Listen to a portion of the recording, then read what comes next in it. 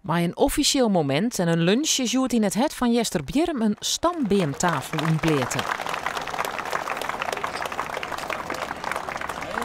De tafel is een ontwerp van architect Nienke Reeks-Tjukema. Het is het sluitstuk van een opknapbeurt van het dorp als cadeau voor de oorlijst en boeiendelgong door de zout- en gaswinning in de omkrieten.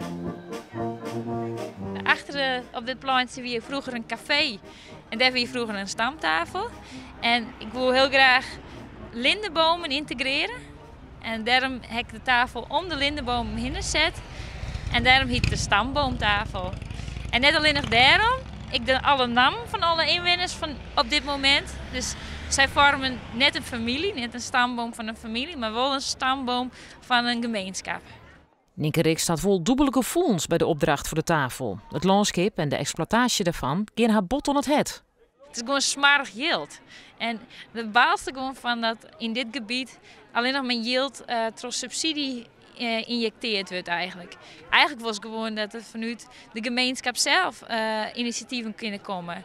Dus dat is wel heel moeilijk. Maar aan de andere kant, je ziet wel dat iedereen heel erg het heeft werken mal koor om hier weer wat van te maken. En het een diep dal komt, steeds maar. En daar wil ik wel graag een steentje aan bijdragen. De opknapbeurt van het dorp had €1 miljoen kosten. Uiteindelijk binnen Nienke Reeks-Tjukema en de meeste inwoners van het dorp wel tevreden met het resultaat. En dat hield ook voor het gemeentebestuur. Ik vind het wel belangrijk dat het gebeurd is. Is het genoeg? Dat weet je eigenlijk nooit, maar ik vind het wel een opstekker voor het dorp meer.